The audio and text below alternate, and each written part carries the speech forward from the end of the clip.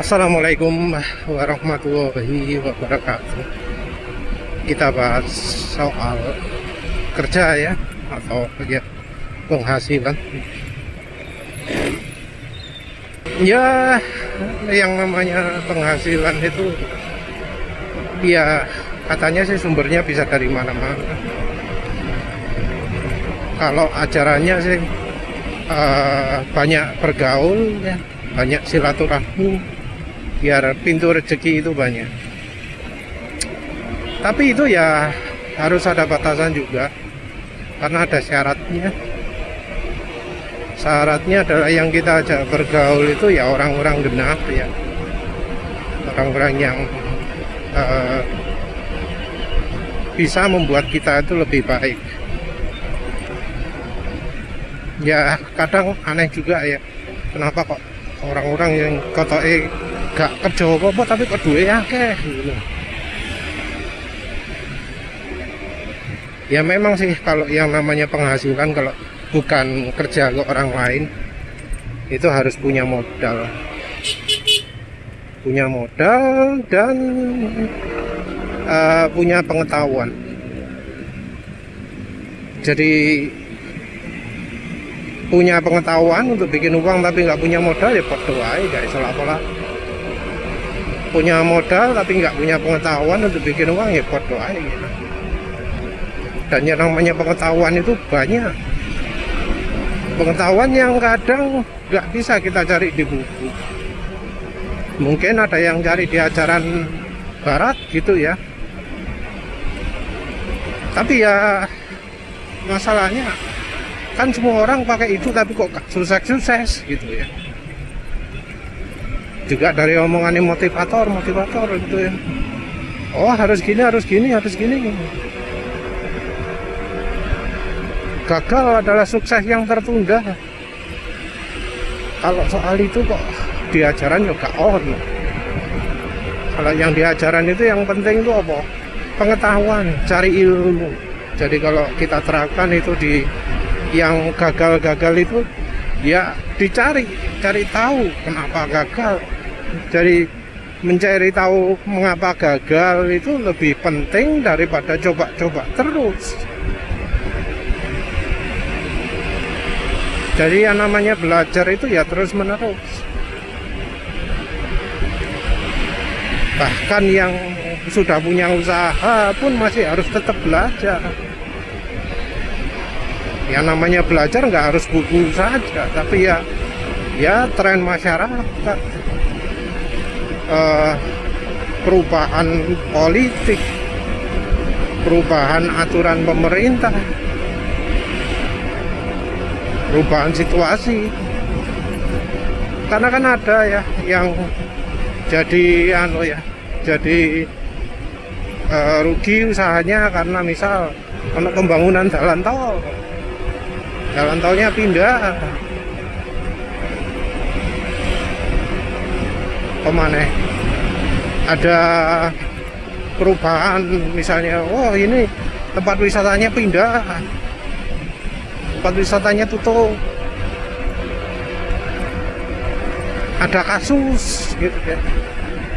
Kalau untuk yang tempat wisata gitu.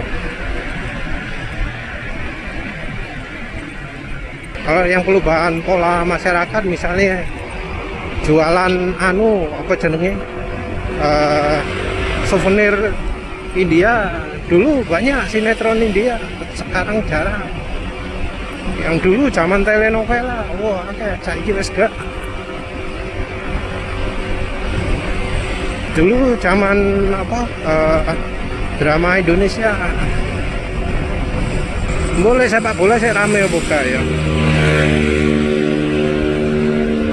Karena kan ada ya kegiatan nonton bola bareng, saya rame gak ngerti soalnya. Nonton MotoGP saya akeh gak.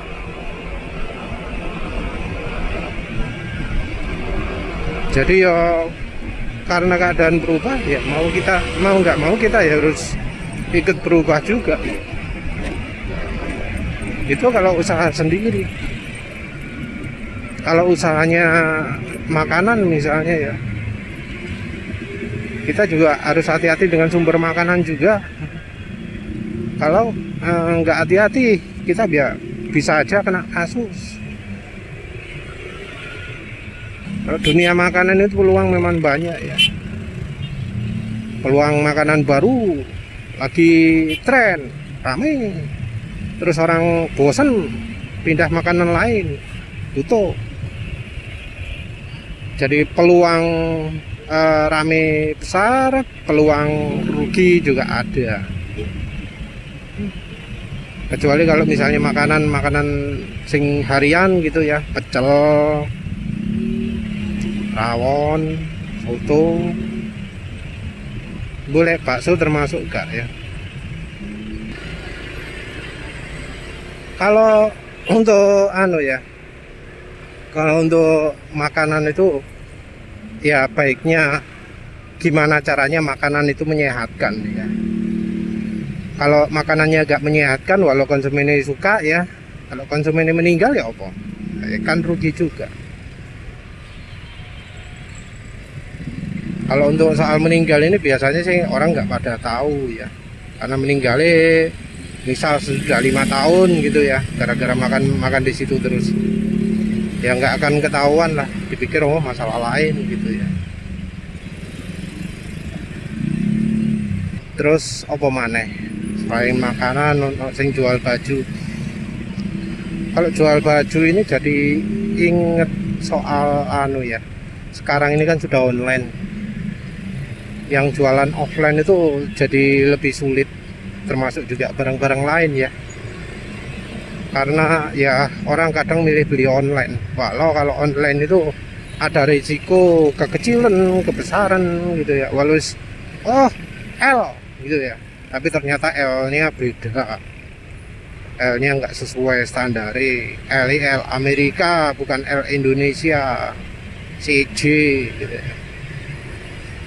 Jadi kalau penjual yang genah biasanya disebutkan berapa senti L-nya dia itu, bahu segini, walau kadang ya yang namanya konsumen males ngukur-ngukur, garisan aja duwe kok dikongkon ngukur-ngukur kayak apa.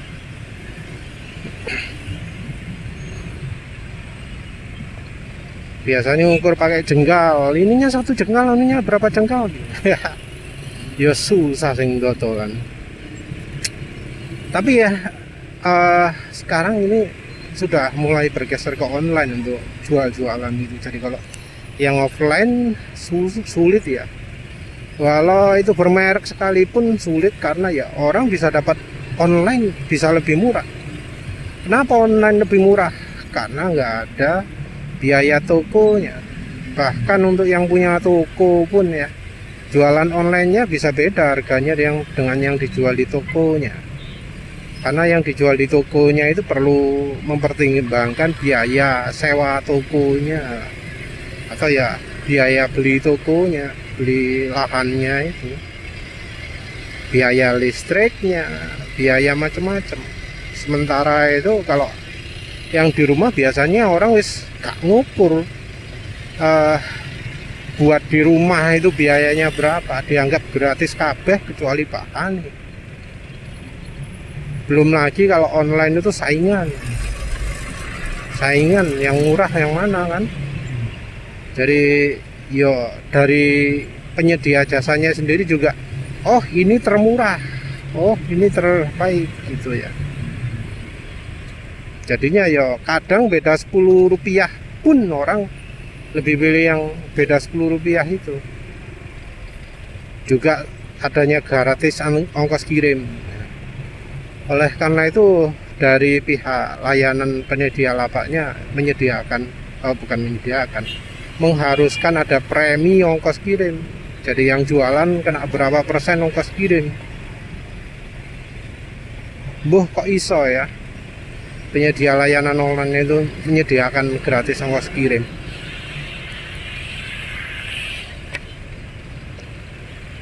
Tapi ya memang uang yang diterima penjual itu lebih sedikit daripada yang dibayar oleh konsumen.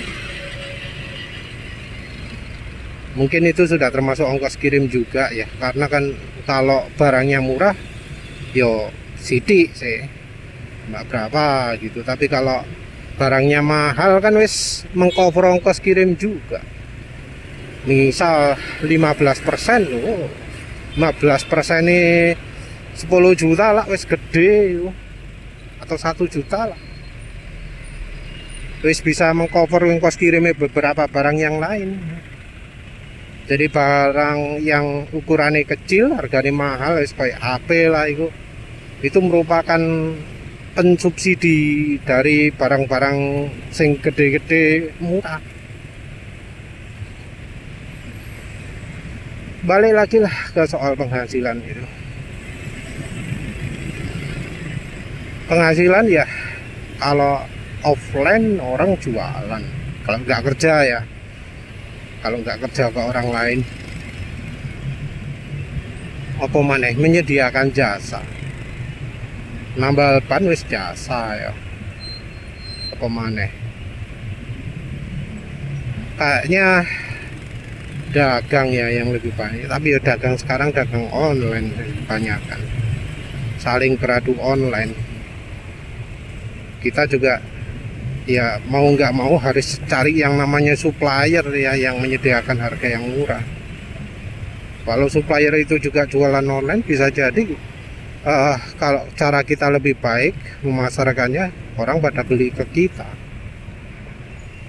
Ya itu butuh skill juga, maksudnya pengetahuan juga. Kalau cara online lain di Indonesia kurang begitu populer ya. Kerja online yang berdasarkan kontrak atau job desk-nya biasanya kalah sama India atau Cina ya. Orang India, orang Cina itu lebih tangguh dalam soal kerja online itu. Makanya kan sekarang banyak orang-orang India atau Cina yang di Amerika berada di perusahaan besar di posisi yang tinggi. Orang Indonesia yang berada posisi yang tinggi di luar negeri itu jarang kan. Apalagi kayaknya kalau Amerika itu bukan tujuan orang Indonesia. Masalahnya kalau di negara lain itu cukup banyak diskriminasi. Bahkan B.J. Habibie pun ya, yang sepintar itu kayaknya nggak bisa di posisi paling atas. Bisanya di posisi nomor 2 kalau nggak salah ya. Ini juga ya mengingatkan kerja di luar negeri juga ya. Di luar negeri orang biasanya jadi tenaga kerja rendah ya. Contoh kalau Malaysia itu yang banyak yang butuh tenaga kerja rendah, karena orang-orang mereka sudah ya terlalu makmur untuk kerja yang rendah. Juga tentu negara-negara lain sing makmur itu orangnya wis ya terlalu mapan untuk bisa kerja yang rendah. Biasanya negara-negaranya itu ya negara-negara yang nggak begitu terkenal, karena memang kalau negara terkenal bakal banyak sekali saingan. Jadi misalnya Amerika gitu terlalu berat ya saingannya, karena negara Amerika itu jadi ya tujuan utama nih orang-orang yang pingin kerja. Amerika juga berbahaya, jadi banyak senjata tajam juga. Senjata tajam, senjata api. Karena orang banyak pakai senjata api yo, tingkat kematian itu lebih tinggi ya. Juga ya yang nggak enak itu lebih banyak, karena orang sangat ekstrim lah. Kalau nggak salah sekarang masih ada negara bagian yang ditutup karena terlalu ekstrim ya, terlalu apa jenenge ya, terlalu keras gitu, sampai pistol-pistolan nang jalan kalau nggak salah ya. Lali negara bagian mana itu, sehingga nang GTA itu terjadi beneran. Nggak sedikit saya orang Indonesia yang kerja di luar negeri, jadi TKI ya, kerja berapa tahun di luar terus balik lagi. Ya ada beberapa cerita nggak enak, kalau ada juga cerita enak juga. Ya tergantung hoki juga ya. Kalau zaman dulu banyak yang ketipu, kalau sekarang apa masih banyak penipuannya. Karena dulu banyak orang yang niat kerja luar. Tapi ya sekarang ini karena banyak cerita ngeri-ngeri soal TKI, kayaknya minat orang Indonesia untuk kerja luar negeri berkurang.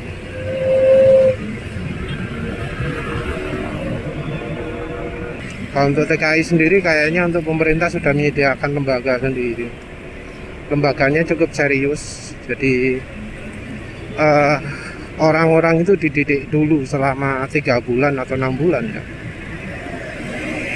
Diorientasikan sesuai dengan negara tujuan di sekolah nol. Apakah viable kerja di luar negeri gitu? Kerja aja yang uangnya banyak, tapi pengorbanannya cukup banyak itu ya, misal kerja di lepas pantai gitu. Tapi tentu itu untuk cowok ya. Kalau kerja lepas pantai itu ya tentu sulit untuk berkeluarga.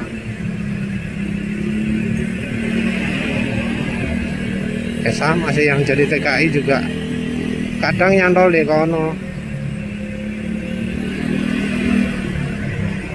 Jadi cari suami ya orang barat, orang timur juga bisa. Oh ya, ada juga Hong Kong ya. Hong Kong, Arab, Perancis. Kalau yang dekat-dekat ya Malaysia, Singapura, Brunei jarang-jarang tadi. Kalau untuk kerja luar itu ya biasanya adalah untuk yang sudah atau masih belum berkeluarga. Kalau sudah berkeluarga biasanya jadi masalah. Entah yang di luarnya yang problem atau yang di dalamnya yang problem. Ya karena memang nggak bagus kalau terpisah lama seperti itu. Jadi ada kasus di mana yang di dalam wis gak usah cerita lah ceritanya lah.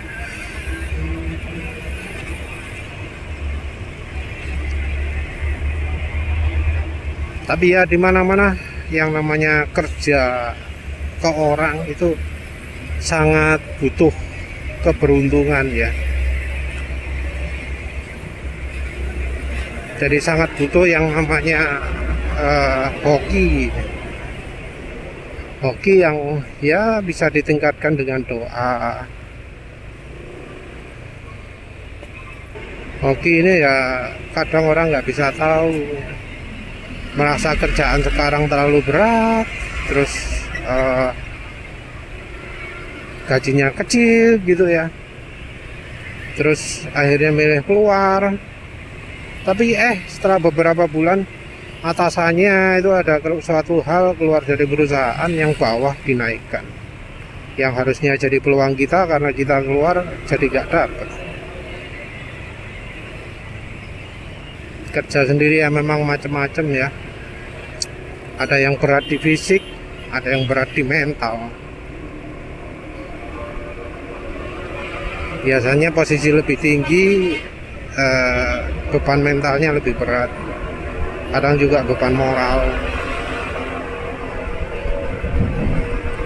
Jadi posisi makin tinggi makin dituntut gini gitu ya, yang kemudian lebih membebani mental atau membebani moral. Jadi keluar kerja bisa aja bukan karena kerjanya terlalu berat secara fisik, tapi secara mental itu terlalu menyita ya, terlalu memforsir. Kadang katanya bisa sampai bikin bikin sakit mental. Juga ada beban moral, disuruh menipu kayak disuruh menindas, disuruh mengambil hak. Kalau di atas kan kadang begitu ya, harus nuruti yang punya modal, yang punya perusahaan. Kerja itu ya belum tentu ya posisi tinggi, gaji besar, atau kalau nggak kerja buat usaha sendiri itu punya penghasilan besar. Itu ya nggak menjamin yang namanya seneng. Kita nggak ngomong kebahagiaan karena itu abstrak, ngomong seneng lah wis. Ada yang gajinya tinggi tapi yo sih dikejar-kejar utang. Gaji tinggi atau pemasukan tinggi, misalnya punya restoran besar rame gitu ya, atau punya perusahaan yang cukup sukses. Ono sing yo gak seneng, kenapa? Akeh utang, pemasukannya akeh tapi utang yo akeh. Ada yang gajinya nggak banyak tapi yo bisa seneng. Mungkin nggak punya mobil tapi tiap minggu bisa kemana-mana, makan enak di hotel terkenal gitu.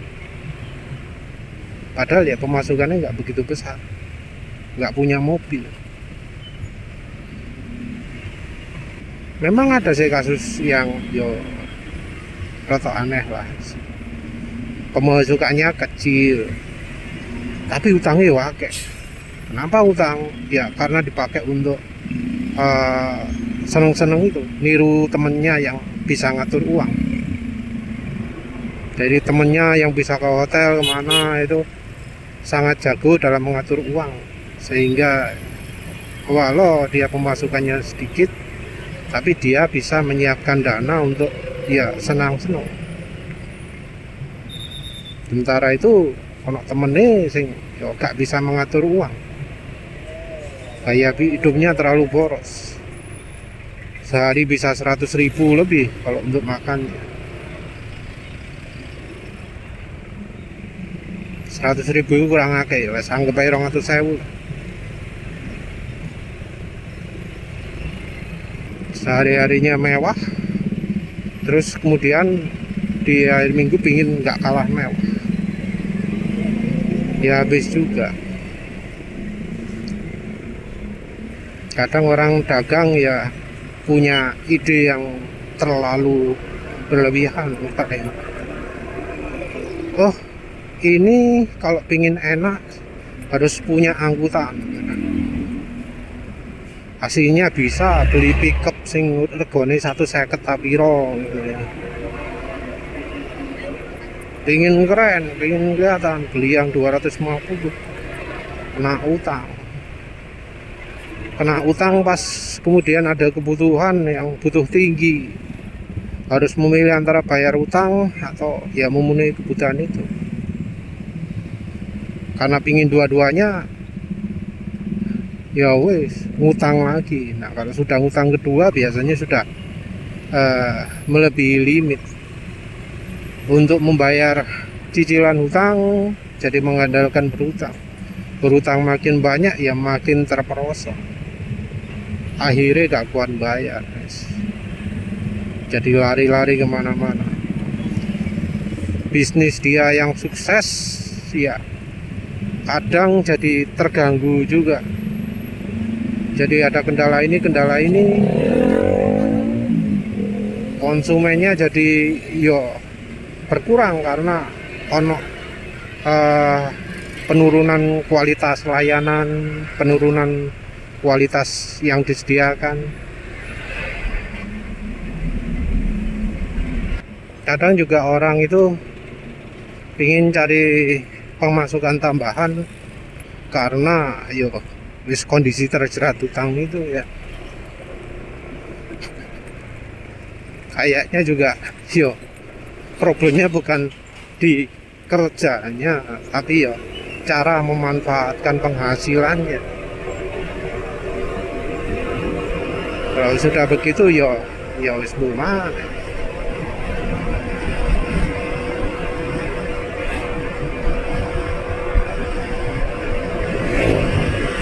Mungkin ya kayak hidup orang Indonesia sih ya, pingin terlihat wah, pingin terlihat oke.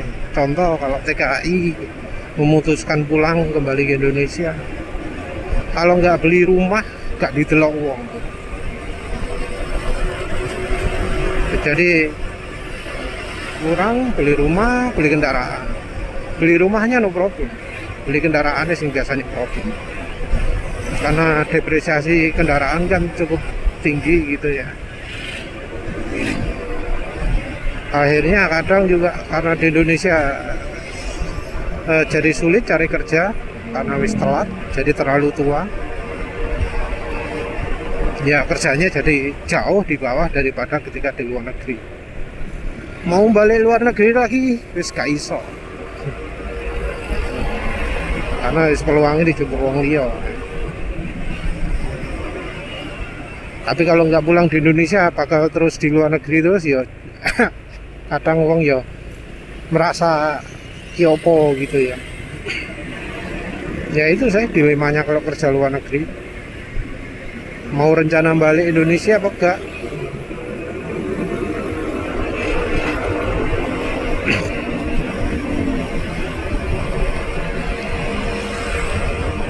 Jadi ingat ceritanya anu ya, yang dulu artis kalau di luar negeri apa di teluk artis sih Yogyakarta, kalau di luar negeri jadi orang biasa.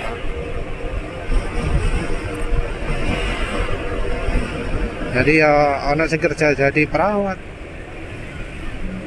ono juga yang ya jadi ibu rumah tangga wis boleh wong kono.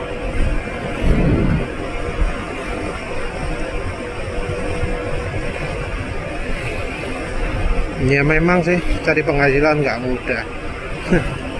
Nggak ngasih ide macam-macam karena yuk luas sekali yang namanya pekerjaan itu. Idenya ya belum tentu kerja. Ya wes lah itu saja. Terima kasih sudah menonton. Assalamualaikum warahmatullahi wabarakatuh.